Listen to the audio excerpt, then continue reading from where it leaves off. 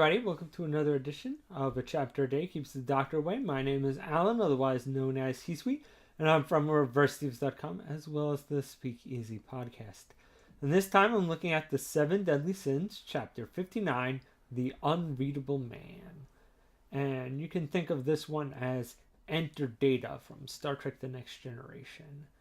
And now that we've defeated that hideous monster that turned out to be Gulia's dad, everything's kind of calmed down a bit, and we really get to formally meet Gauther. And he's kind of an interesting character. He's almost like an android. Like I said, he's kind of like Data from Star Trek The Next Generation. He seems like not to get human emotions, almost like he was autistic, and his power seems to be not only to mess with people's memories, but are being able to read them. So obviously in the last chapter, one of the things I forgot to mention was they do answer the question of why he's wearing the suit. He's wearing the suit because that suit contains his power. That's also why he put the monster in there, which explains some things. And so, yeah, obviously we quickly learn why he was wearing the suit to suppress his powers, because when he can just read people's minds, he doesn't really kind of have much of a social filter, so he just kind of blabs people's secrets like it ain't no thing.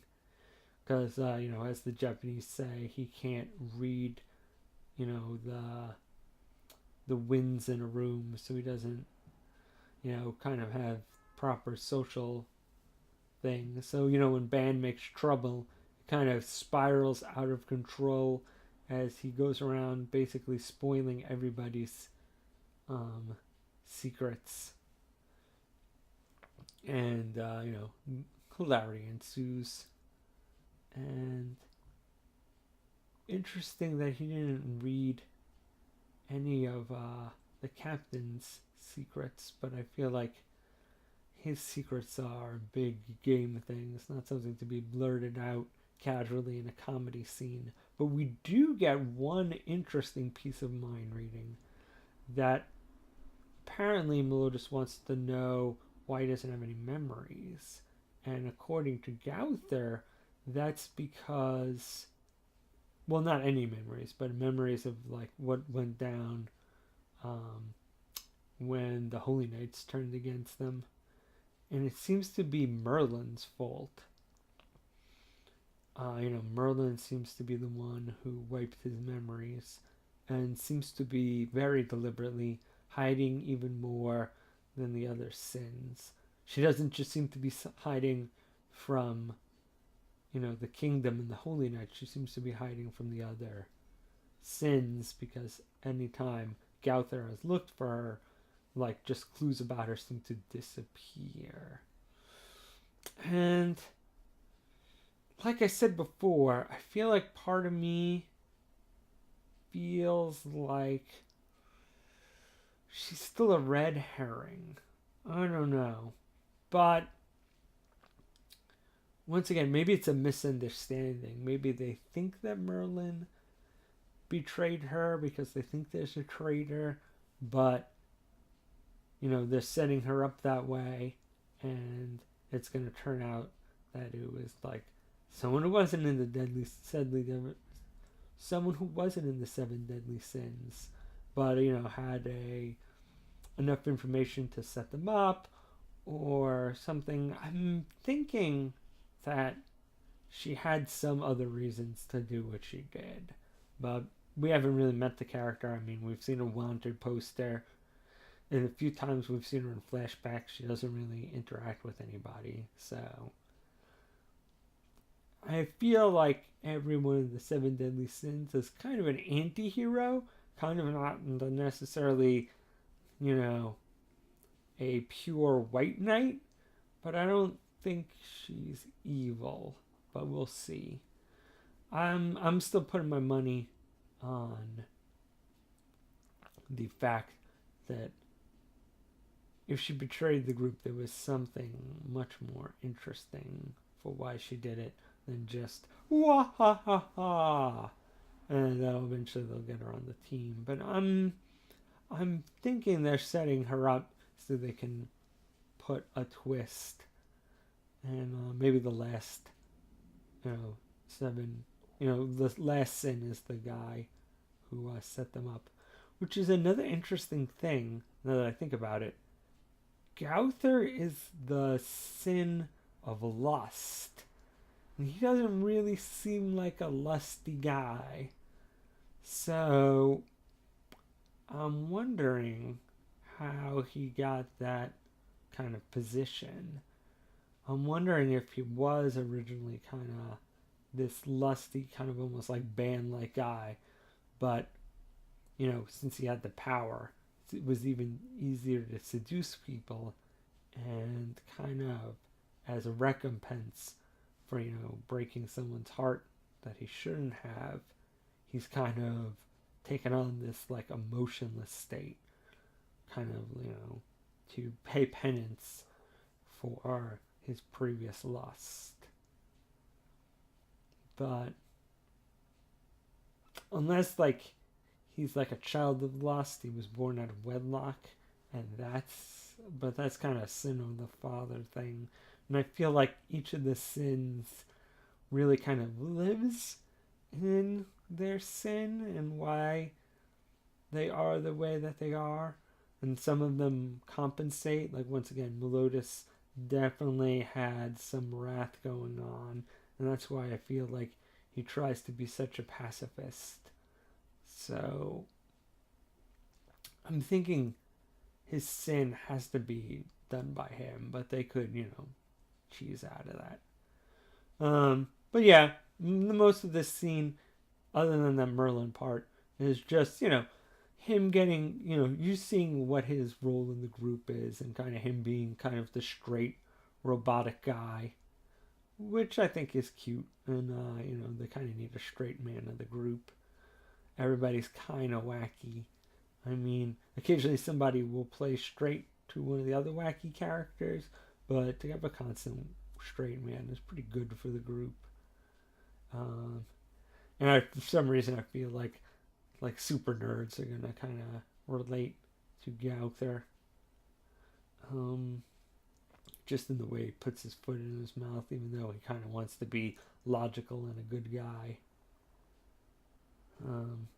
Although when they find out Ban's lie of how he set up Diane and King for his amusement, just the face that Diane has when she squishes Ban, that is kind of amazing.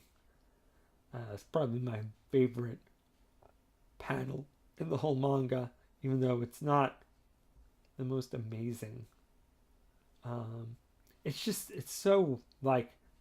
such a good reaction shot. It's so just, I hate you. It's really good. You should just look at that one in particular. But after that silliness of, with Gauther telling everybody that Elizabeth loves Melodus, which I don't think came as a surprise to anybody. The kid, Pilio, comes to try to get Gauther back, and Gauther tells him his story, and the kid just doesn't want him to go. It's a pretty touching scene, how we've learned how Gauther's kind of modified himself, while he was serving this kid to be the best servant possible and kind of make him as comfortable as possible. And, they kind of have a sad farewell where the kid's kind of angry and is like, well, if you're one of the sins, I'm going to become a holy knight and capture you. And so I am a little worried about this kid now, because, he could just drink demon's blood and, get some nifty power and kind of be a reoccurring enemy that eventually becomes a friend again. but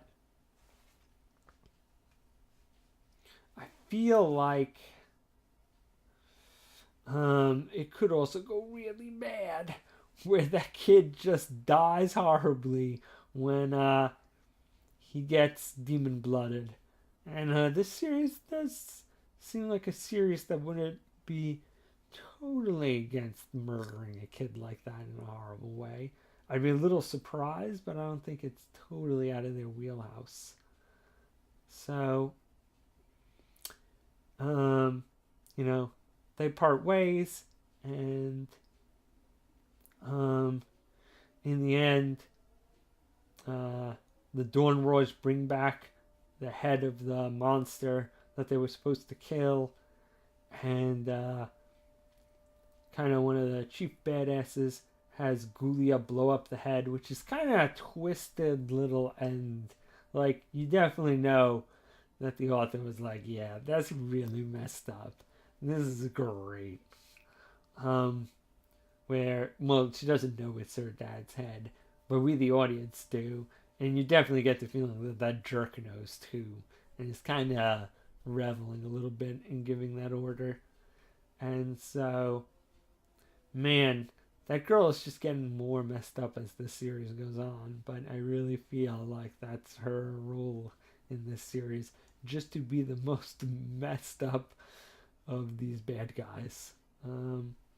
But good chapter. Good to see Gowther once again. That I think he's summed up by the thing of like, will you help me? Even though you've never met me before? No. And everybody's like, what? And he's like, no, of course not. We've met before. So I can't help you because I've never met before. We have met before. And everyone's like, oh, all right. You could have said that a little differently, but I'm just stating the facts. Just the facts, ma'am. So once again, certain nerd population is really gonna like this character. But glad to see all of that. I feel like they can't get. I mean, they set up Merlin. I'd be really surprised if they get to her next. I feel like we're gonna have to go on to another plot. Probably getting somebody's holy weapon before we get on to Merlin, or just them having to fight some other group of holy knights. Because I think they're gonna want to set up Merlin a little more before they see her again. Although, if anybody's been regularly watching this video, so I'm occasionally wrong. But I feel like they've gotten through 5 of the 7 deadly sins so far. I feel like Pride and Merlin, they're gonna have to wait a little bit. So, yeah. But curious to see what happens next. Good chapter.